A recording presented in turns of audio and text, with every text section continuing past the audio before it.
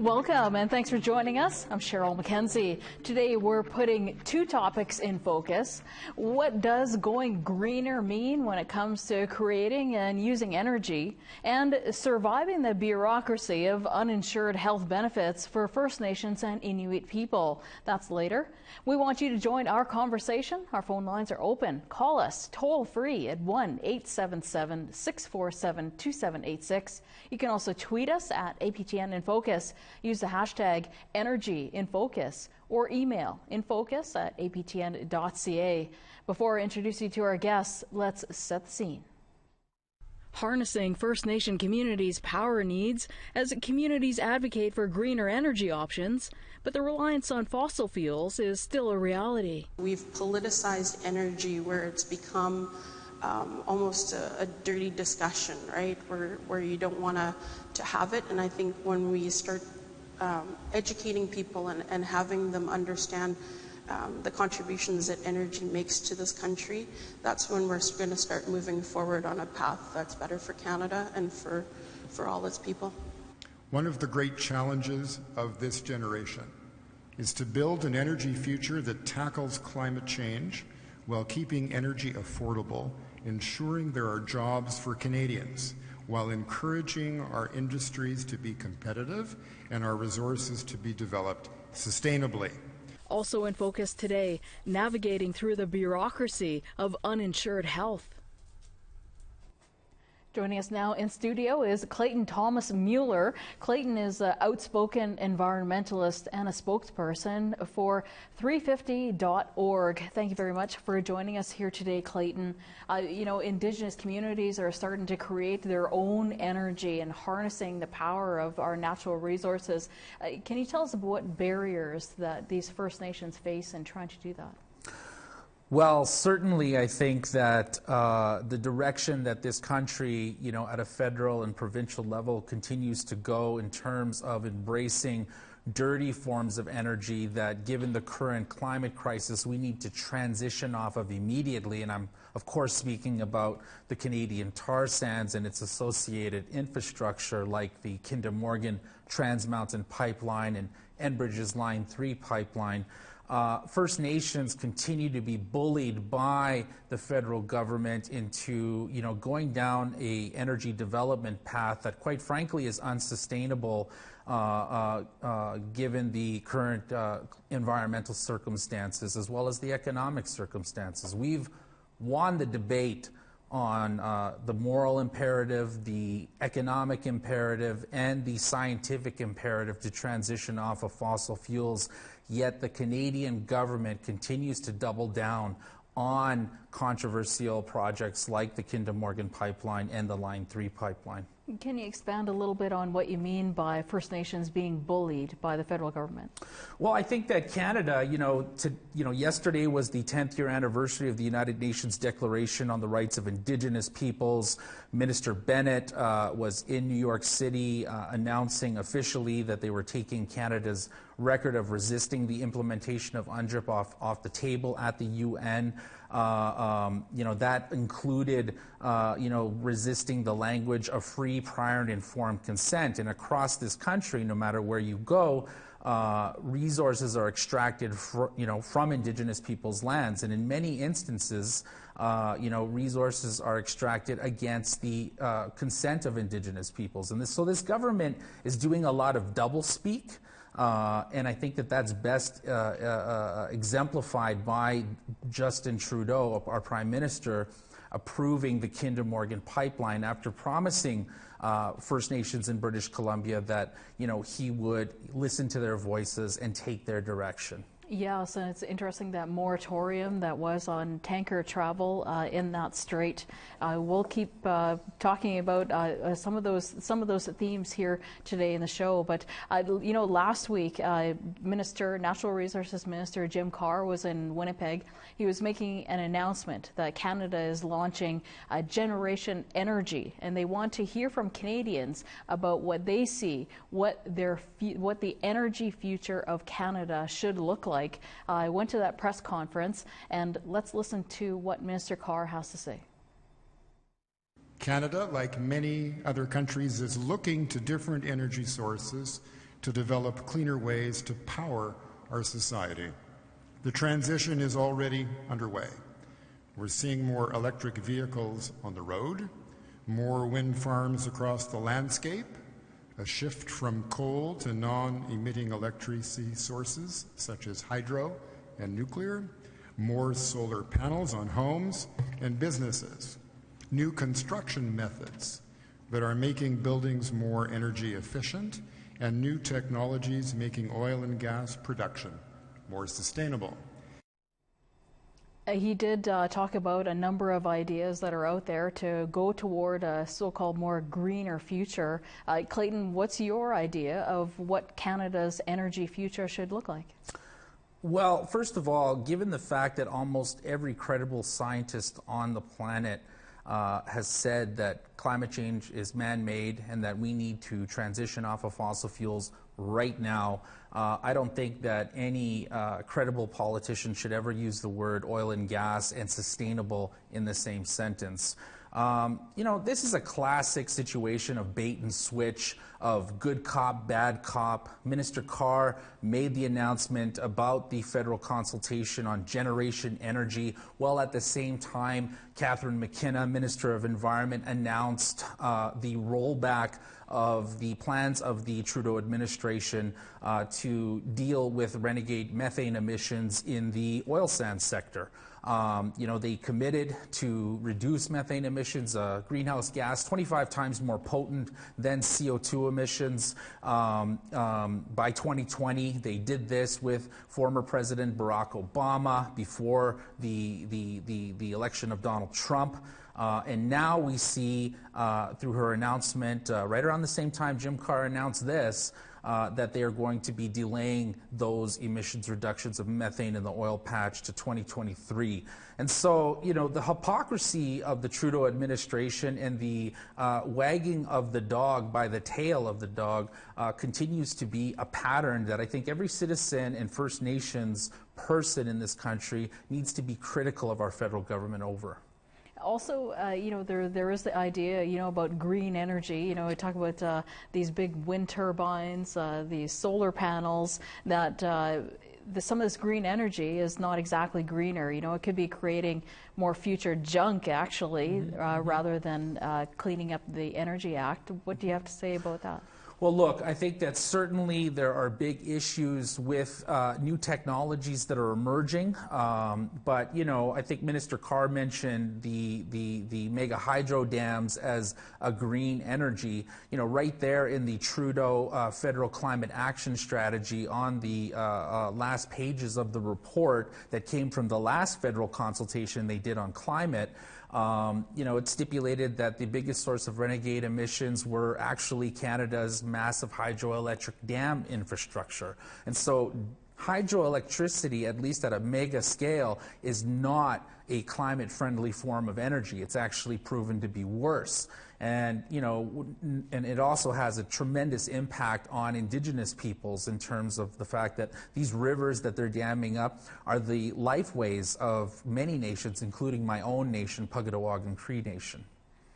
You talk about wanting to get off of fossil fuels and how that should happen right now. There is a growing consensus, or shouldn't say growing consensus, an existing consensus that can't be done as quickly as some people want it to be, that there is that projected still reliance on fossil fuels. Minister Jim Carr did talk about that in the launch of Generation Energy. Let's take a listen to what he has to say about the resources.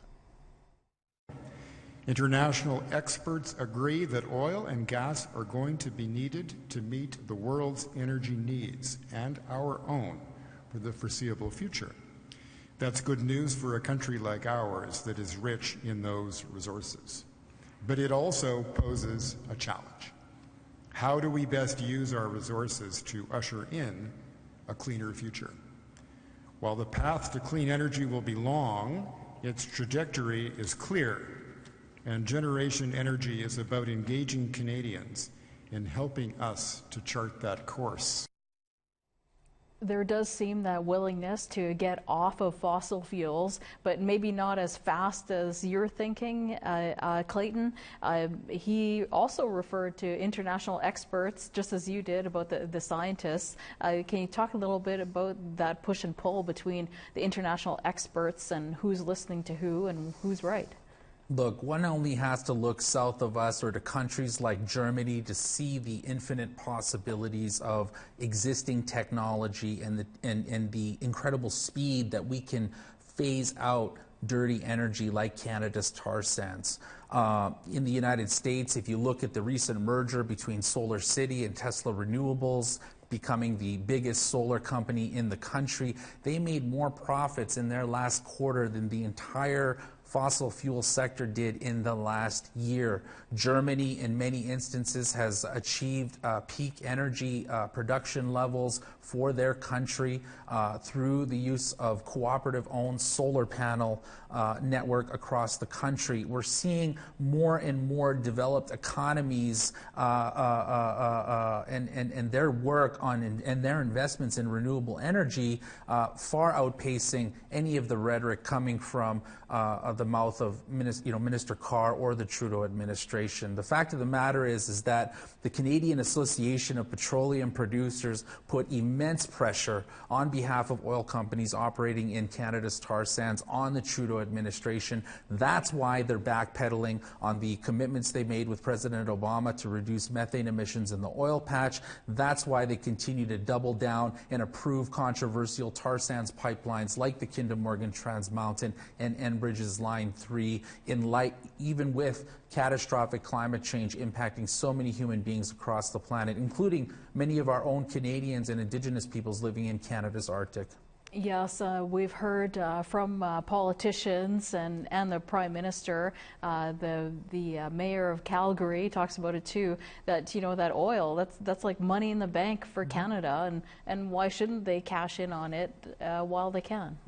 There was a popular article that went out in Grist magazine that clearly laid out the argument that if corporations and governments working in collusion with corporations that do extractivism had to pay for the natural capital they're destroying, they would not be profitable. The lack of foresight of the Trudeau administration in doubling down on dirty energy like Canada's tar sands demonstrates this. The fact of the matter is that Canada needs to invest in a just transition strategy that prioritizes the thousands of workers that are working for fossil fuel companies, that prioritizes communities like Fort McMurray, like Fort Chipewyan, that are disproportionately tied to the revenue streams and the job security of oil sands patches, and retool these workers into a new energy revolution. We have the technology to transition off of fossil fuels right now. The scientific, the moral, and justice imperatives exist for us to do it. The urgency couldn't be greater.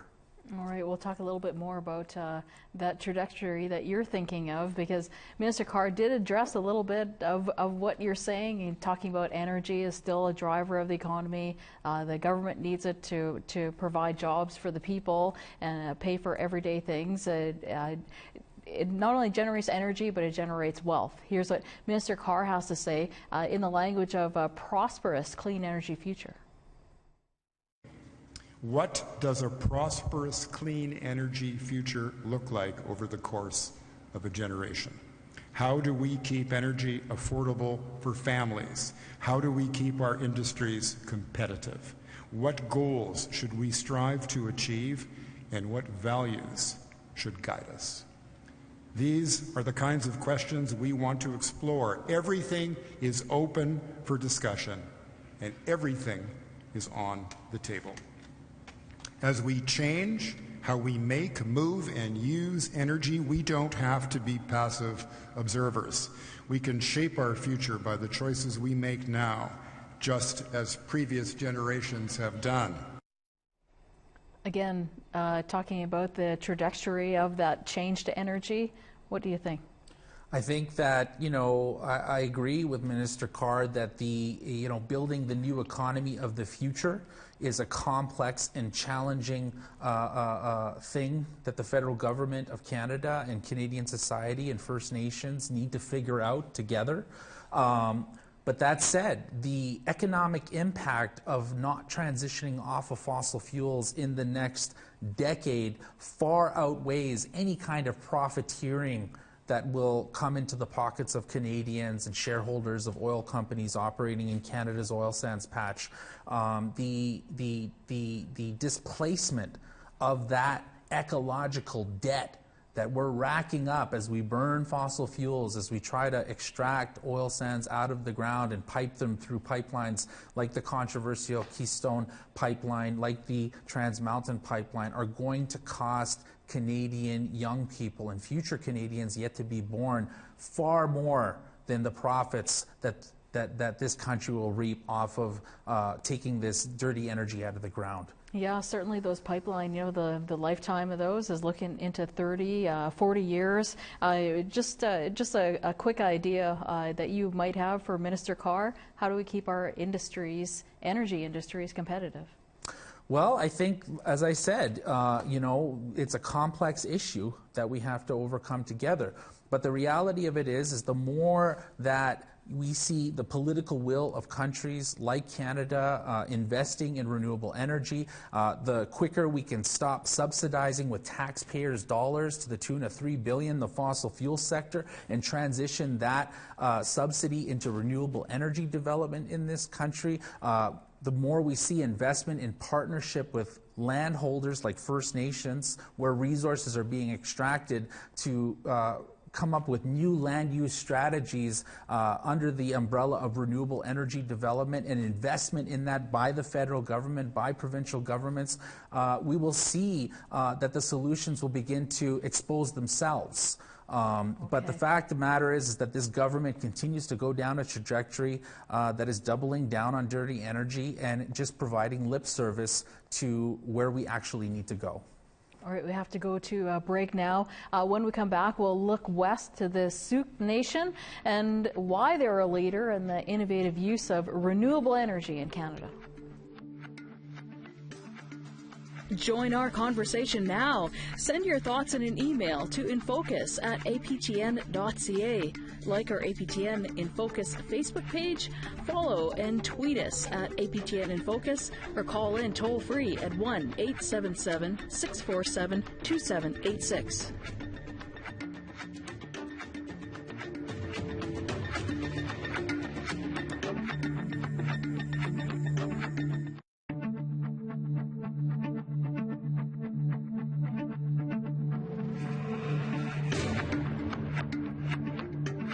Join our conversation now. Send your thoughts in an email to InFocus at APTN.ca. Like our APTN InFocus Facebook page, follow and tweet us at APTN InFocus, or call in toll free at 1-877-647-2786.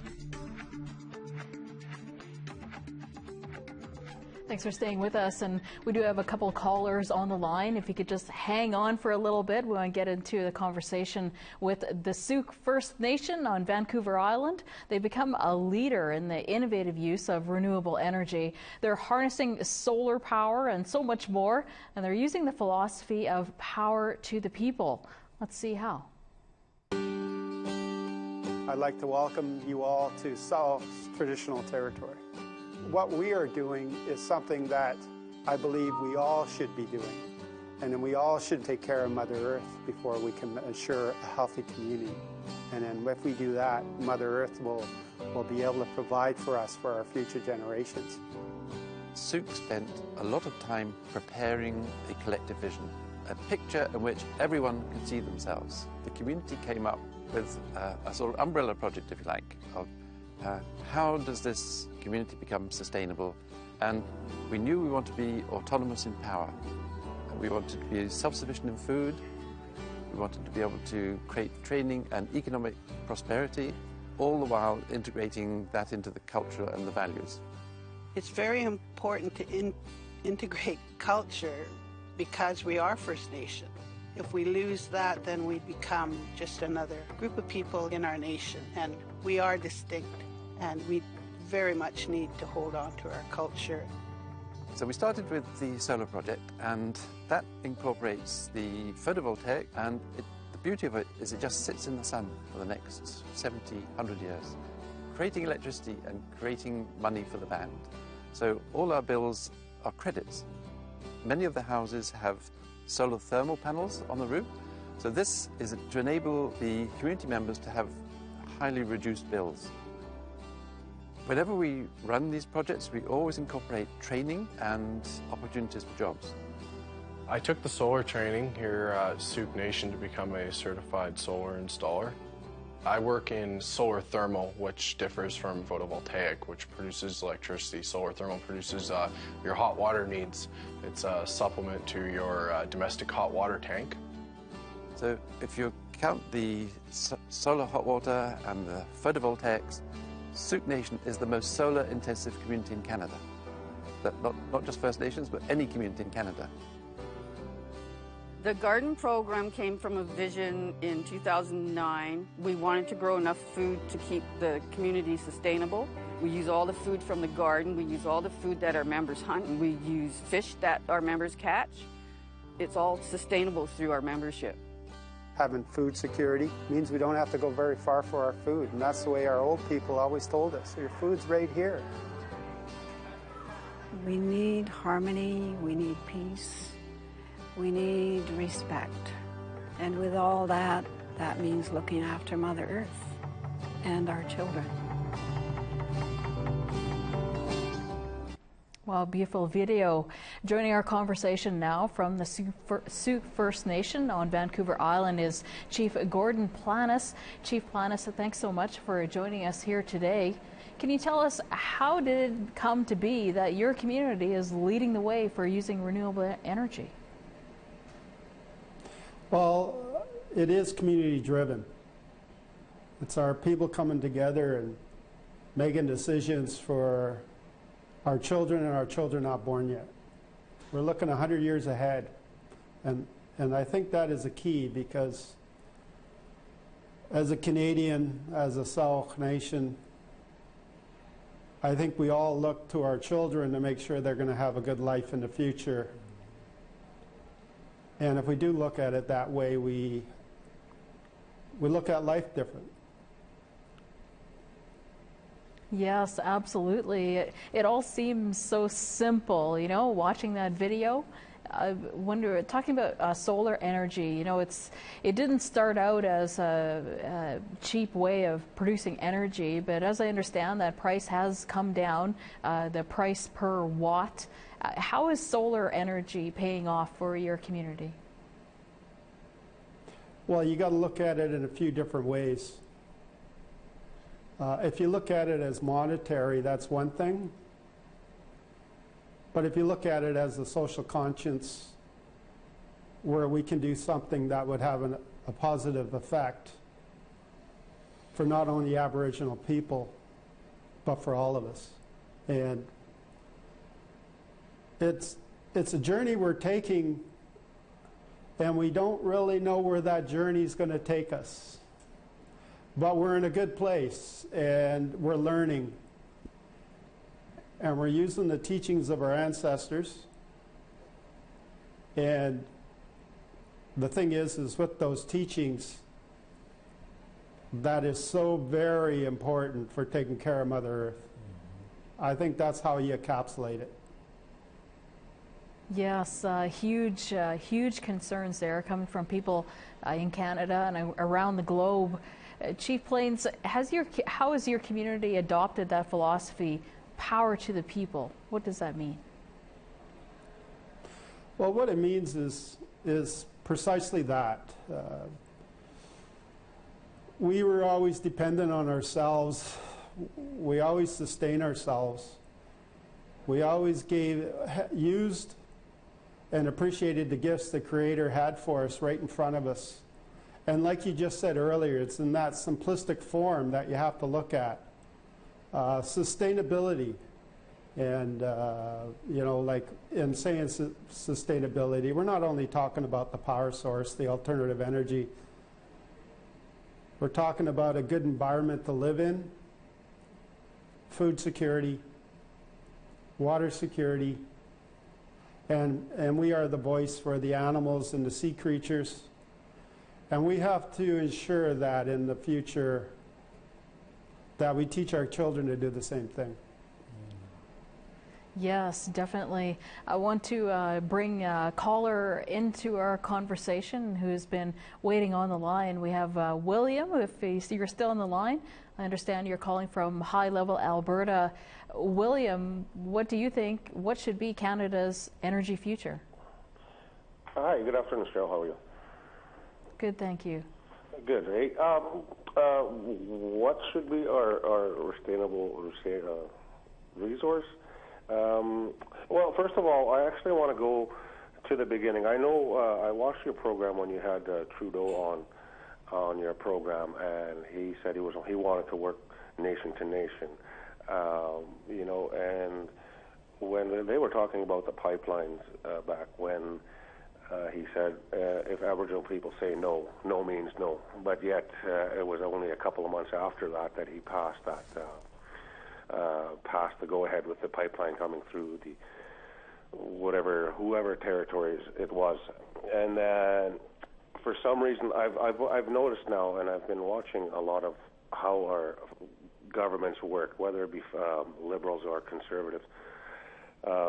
It seems like whenever our First Nations want to be involved in resource management and working with the corporation structures and everything else, they seem to change the mandate on everything. You know, in regards to being a part of resources, you know, now they're pushing this renewable resource.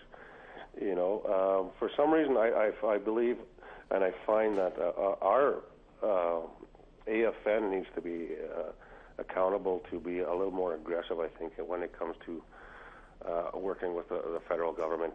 And okay. More push from the people, not just power to the people, but more push from the people. Thank you very much for your comments on that, William. Chief Planis, I'm curious of what you think about what Prime Minister Trudeau has said. You know, he's right. You know, William's right. You know, we asked him if your First Nation doesn't want that pipeline on their community, does no mean no in your government? His first word was absolutely. Are you getting that same feeling that William is feeling from the federal government in double speak? Well, for us, in our territory encompassing the northern straits of the Salish Sea, we definitely have concerns about the environment and right off the waterfront and what effects that'll have in the future.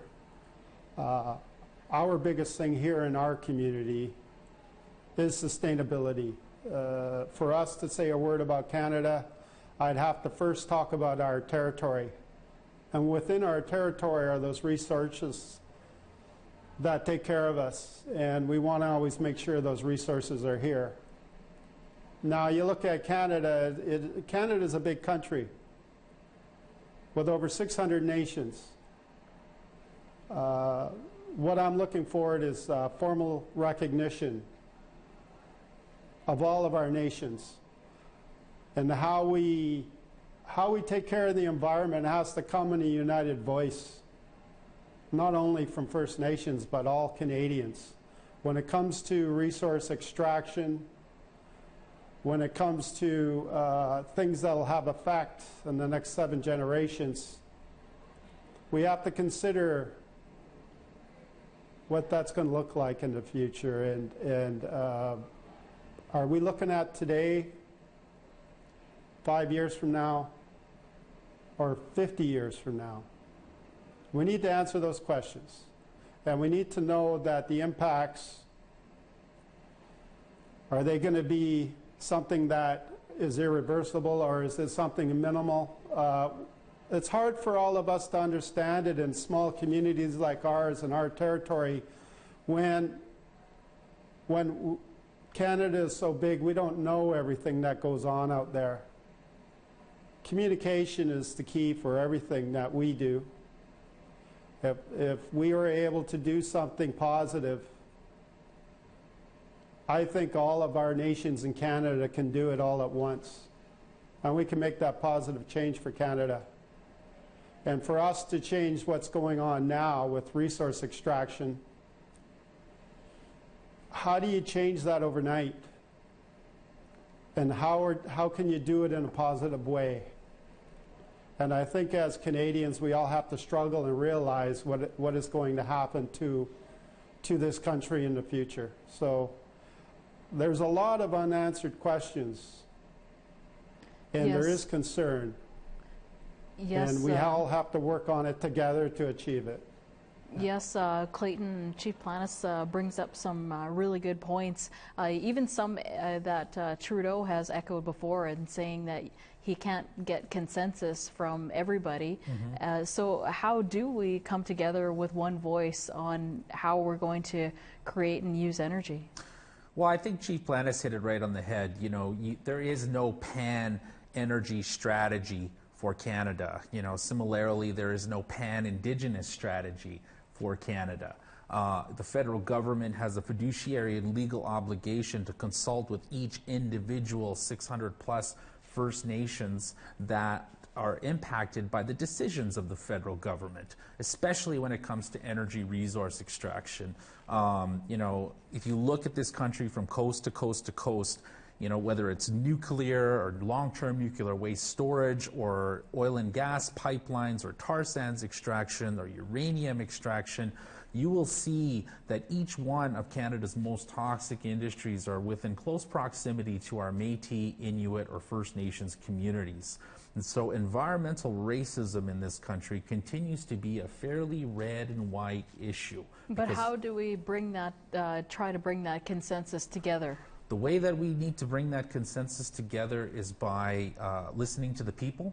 I think that this federal government needs to start, you know, backing up a lot of the rhetoric that it's been spewing around climate leadership and actually start to hold industry accountable and make polluters pay for the pollution that they're putting out there. I think that this government needs to prioritize workers that work for unsustainable industries like in the oil sands patch and retool and retrain those workers for jobs in the new energy economy that we need to build right now. And of course, these are local jobs. These aren't jobs that require Canadians to fly all the way to northern Alberta for 3-week encampments and then to fly home for off 3 weeks. You know, these renewable energy jobs allow workers to stay home with their families, not tearing the fabric of Canadian families. And, you know, it's a good thing. So this government needs to get itself in order and kick in the effort to start taking climate seriously. Yes, Clayton, that's a good point that you bring up there, because we have so many of our youth who are, you know, trying to look for their place and trying to get some work and get some training. I haven't heard a lot about the training when it comes to new energy sources. Chief Planis, I know your community is so diversified in the way that you're producing the energy. What about how getting to that so-called net zero energy? How are you working toward reducing the energy that your nation uses? Well, one of the things is a couple of years ago we bought an electric car, and it's powered by the sun. And that sends a really good message, not only to our children, but to everyone.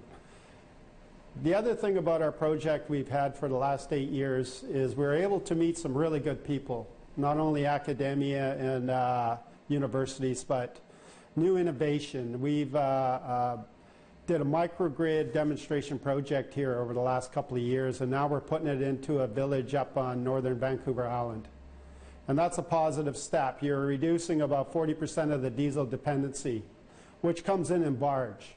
Now, in talking about that microgrid, you have the opportunity of, in the future, going up to northern Canada, where some of the nations and the places that are needed up there, you know, if you're reducing diesel by 40%, that's a huge number for the amount that they're using. And you can consider climate change and the ice roads, and you don't have that much time. I think this is a good direction we're looking at, because we really truly believe that with new technology, new innovation, You put the technology where it's needed the most, priority-wise, and we also in the future, we anticipate food security being something that if you could grow food at a cost point that is affordable, using alternative energy not only for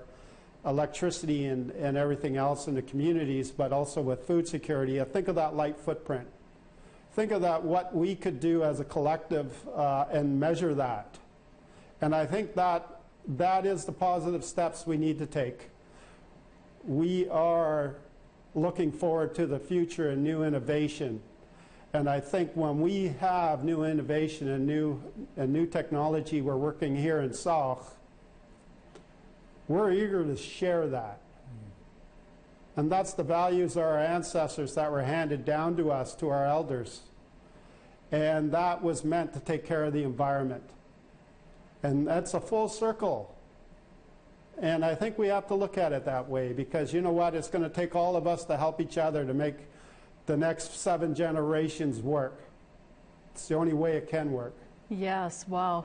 I want to go to one more caller that we have on the line. Jesse has been waiting for us. Jesse, where are you calling from? Hi. I'm calling from Kikino, Alberta.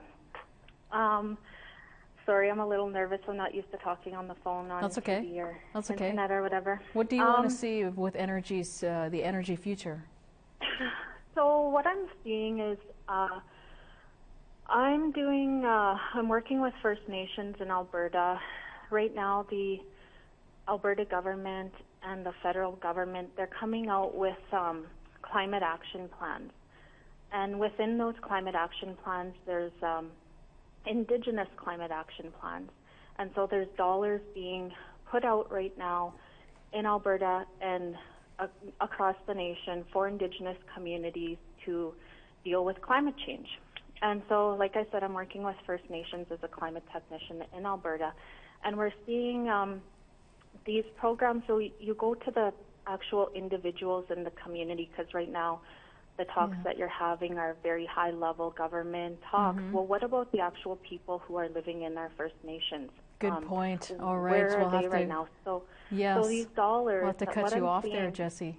Yeah. Yeah, we'll have to wrap it up. Sorry. So anyway, the programs that are coming out, they're not set up to benefit the individuals in the community. The Indian Act is preventing the individuals from accessing these dollars. And when William talks about, First Nations wanting to become energy producers and things, the Indian Act is preventing that, because the Indian Act was never set up for First Nations. That's definitely part of the barriers. I'll have to stop you there. Thank you very much for your contribution, Jesse. And that's actually all the time that we can take for this segment. I'd like to thank you very much, Chief Gordon Planis, who is joining us from the Sioux First Nation on Vancouver Island. Thanks for your time. Thank you, Cheryl. I really appreciate it. And thank you very much, Clayton Thomas Mueller, for joining us in studio. Thank you. It's always a pleasure to be here. When we come back, APTN First Canadian Association of Journalists Fellowship recipient who spent the last 3 months working for APTN Investigates on the story Surviving Bureaucracy joins us. It's an investigative piece on the non-insured health benefits program that you won't want to miss. That's InFocus next.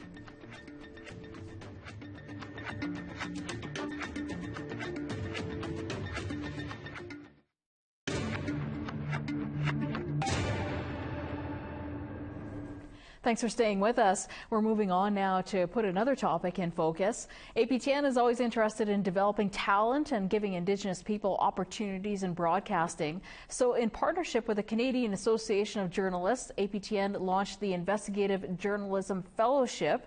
It's a chance for career journalists to work on and deliver a story for broadcast on our award-winning show, APTN Investigates.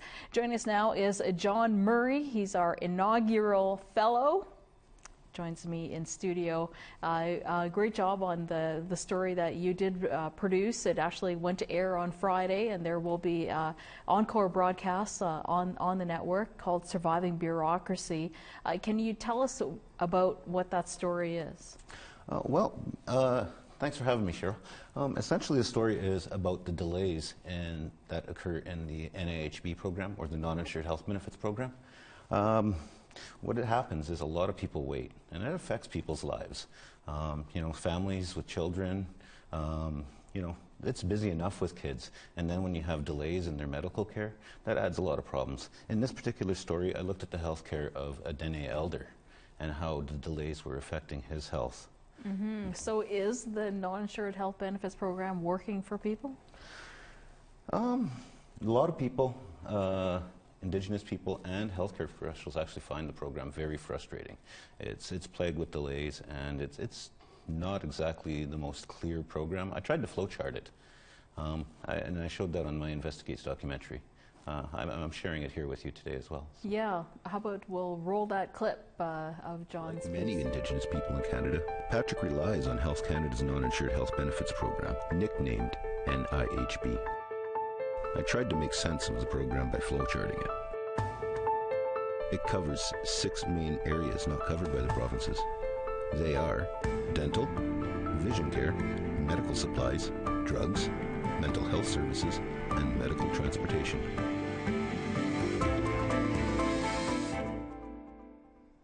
Certainly is a very complex program for managing health for First Nations and Inuit people.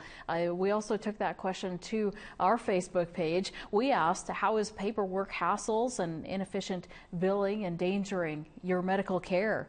Carla says, my partner passed away over a year ago. 5 months before he died, he applied for his medical coverage. He worked for Sask Health. 5 months after he died, still waiting on the medical leave that they were supposed to give to him when he was sick. He got GAIN, which is some kind of subsidy, for 3 months, it's $730. Then they cut that off too. The system is broken because not enough people doing too much work. They're tired, stressed, and lose paperwork and have to try to explain these processes and delays, and now this government is cutting even more. From Desiree, that happened to me as well. NIHB paid for the root canal but not the crown, and 3 years later the tooth shattered. It had to be pulled together piece by piece. Not good enough health care. Dwayne says, not good for those who need it. Time for change. Focus on Canadians, not refugees. Bobby says, I need to pay for my crown, at least $700. Who has that kind of money? I'm retired. Deborah, ridiculous process is all she has to say. And from Penny, I'm paying for the crown and my root canal tooth, otherwise I'd have to wait till January and my husband's insurance would kick in again. Those are just some of the examples that people are going through in having to access something that is a federal responsibility, we might add. I know you get into that a little bit into your story, John, but healthcare professionals are also frustrated with this process as well. Can you tell us about that? Absolutely they are.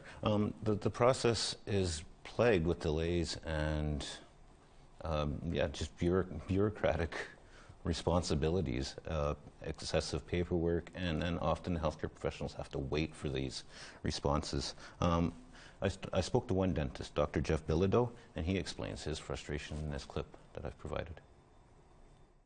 Sometimes you submit something and you just never get a response back. And then you have to go, oh, geez, I have to do this.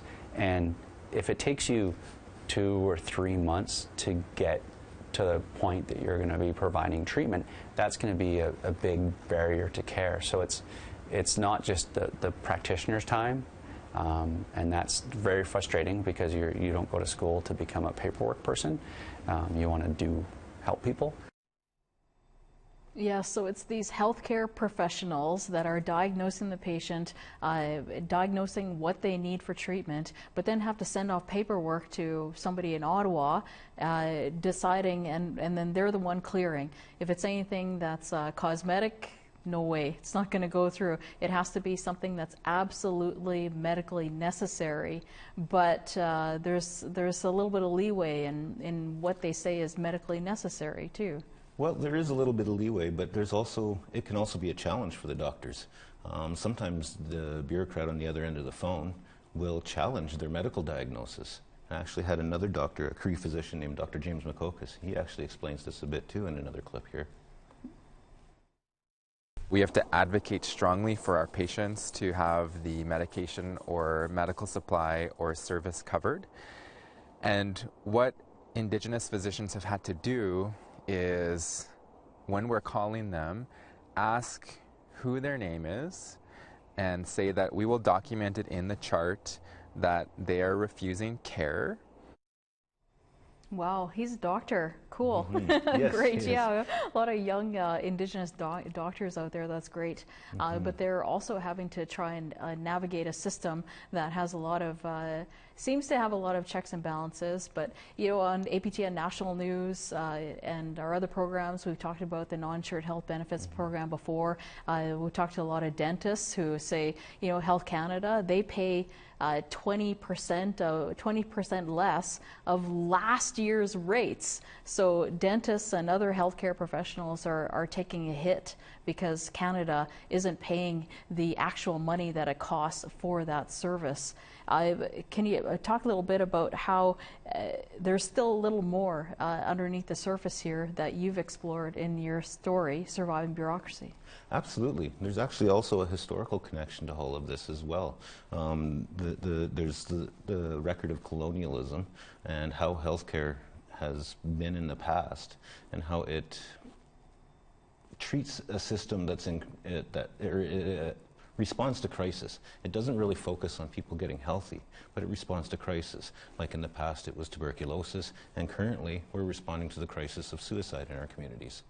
So rather than just focusing on making people healthy and even focusing on things like acute care, which means like emergency care or responding to short-term illnesses like flu, they just respond to these crises rather than keeping people healthy on an ongoing basis. Yeah, definitely a worthy story going to air.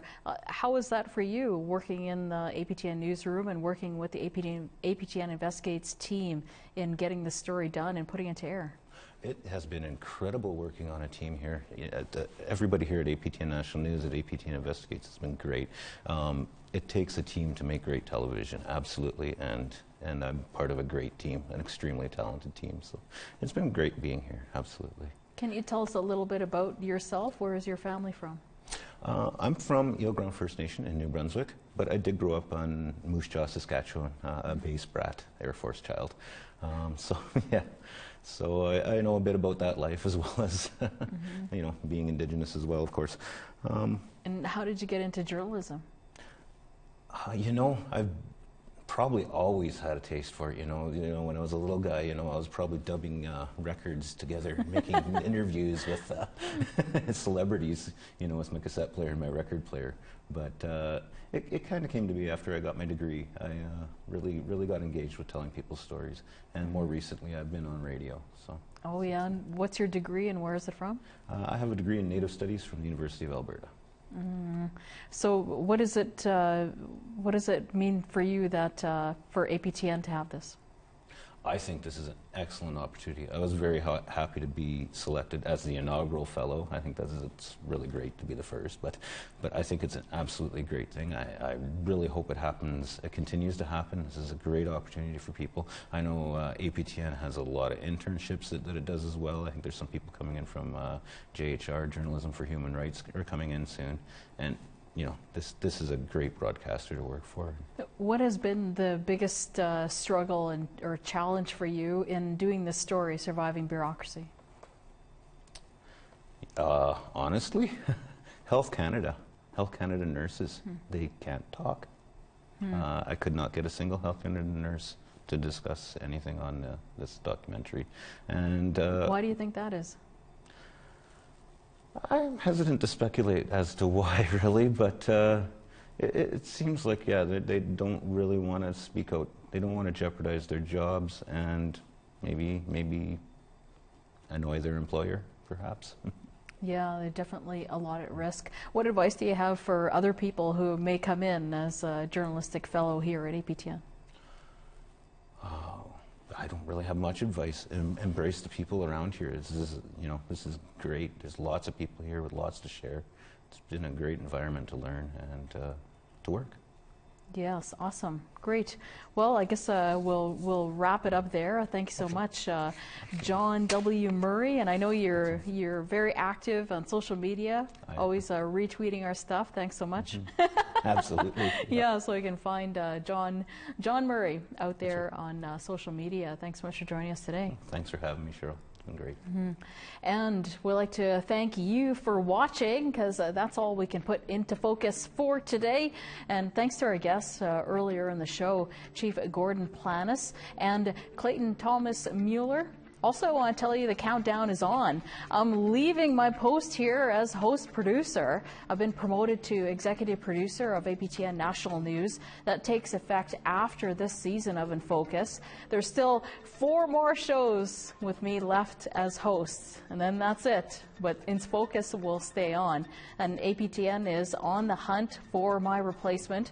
There's a job posting out there now, so if you have someone that might be interested of the qualifications, let them know. Next week on InFocus, we're going to be talking about the fentanyl crisis, and we'll take you right to the downtown Vancouver east side. Thank you very much for joining us. Cheryl McKenzie, take care.